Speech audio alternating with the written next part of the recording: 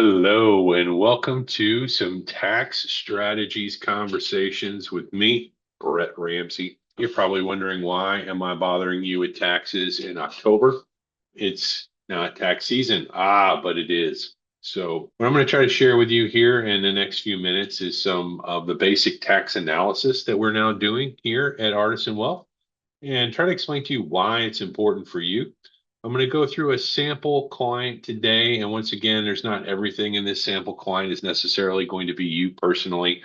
I don't really want you to get hung up on the numbers, but I want you to kind of look at the process, because the reality is that taxes are important for all of our clients, not just for you, but for the next generation. Because many of our clients are going to be like our sample today, where you have multiple accounts. You have accounts that are both tax deferred, like IRA accounts or other retirement accounts, and you have non-tax deferred accounts where you're essentially paying capital gains and other types of taxation on interest and dividends, et cetera. So today we're going to try to just start to understand, how do we perform tax analysis and what does that look like?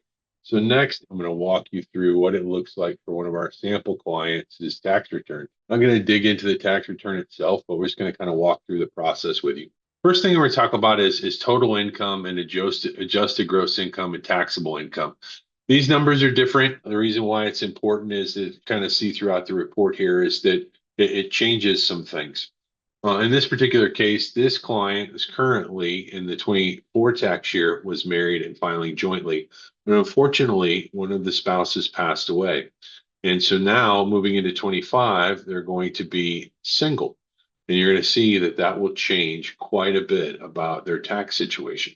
What we're going to see here as we go through this, this particular client didn't have a lot of long-term or short-term capital gains.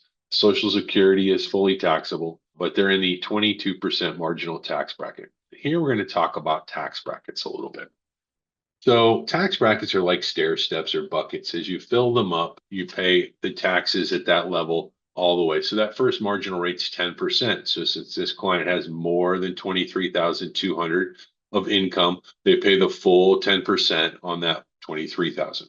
Next, they pay 12% on that amount from 23.2 to 94.3. You can see what that is. And then since they're above that threshold, the next amount of money, $43,000, is taxed here at 22%.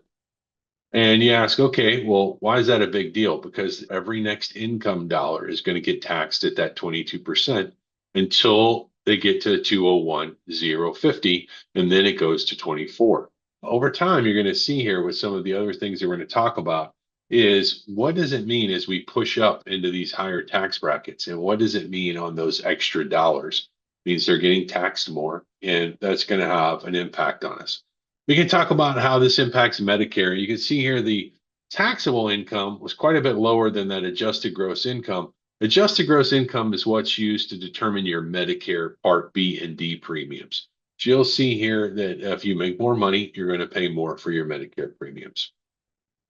Your Social Security is also taxed based on how much income you make. So the more income you make, the higher the percentage of your Social Security is taxed, up to 85% of your Social Security. For many of our clients, you are maxing this out. Not all, but many of you are. Schedule B income, that's once again just where do things come from. We can talk about capital gains or losses. This is important as well, because we need to know how we're being taxed on our capital gains, because obviously we want to manage that so that we do not pay unnecessary taxes for investments that are held over a long period of time. So short-term loss is something that's bought or sold within 12 months. Long-term gain is something that's held for more than 12 months. In this report, you'll see all the other kinds of things that are there. So simply put is, you need to get your report. If you haven't gotten your report, you need to do that. Now, what we're going to do is take a look at what would happen if we start thinking about not just 1 year of taxation, but many years of taxation. So now I'm going to shift you over and take a look at, what does it look like if you are actually living this out over time, and you're starting to have those IRA accounts, and you're older now, and you have to start taking out your required minimum distributions.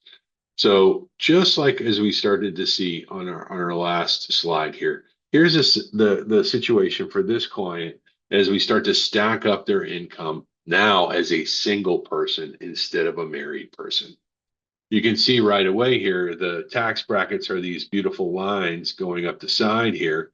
You can see that when we were looking before as a married person, this person was in the 22% bracket. But what happened when their spouse passed away? Oh, well, now they're actually in the 24%, and quite a bit of their income is being taxed at that higher rate.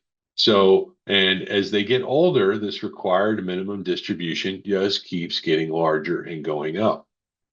The problem with that is that this client doesn't need all of that income to live on. So they're paying taxes on that required distribution and they're not really needing that money. So what does it has to happen?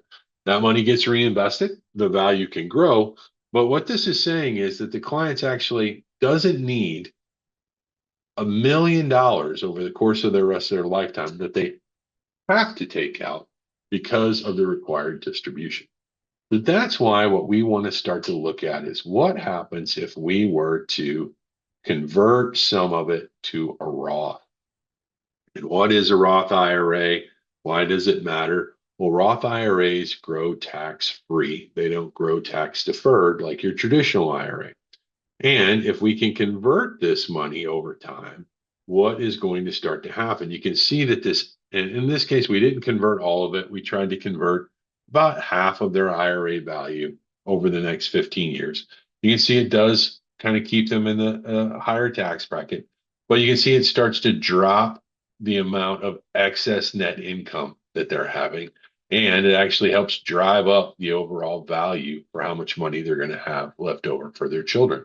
You can see we went from 5.3 million with no Roth conversion to 5.9 million with the Roth conversion. So basically creating $600,000 worth of additional money for her beneficiaries by paying the taxes while she's alive, not waiting for her children to pay those taxes after she passes. And that Roth account, all right, if we look at the actual assets here, will actually start to grow so significantly that's going to be tax-free to those beneficiaries. So this is kind of the basics of tax analysis and tax planning. Once again, I didn't want to blow you away today with a lot of complicated stuff, but the first thing we want to tell you is if you haven't gotten your tax analysis, you need to do that, right? When you do that, what are we going to be looking for? Any missing opportunities for basic deductions, things like that. But really what we're going to be looking for, how are the opportunities that we can help you reduce the total taxes for your family, not only in 1 year, but over the course of your entire lifetime and into the next generation for your children and grandchildren. So please reach out to Stephanie or myself at the office and let's start looking at taxes and trying to figure out how to improve your tax planning over the course of your lifetime. Thank you.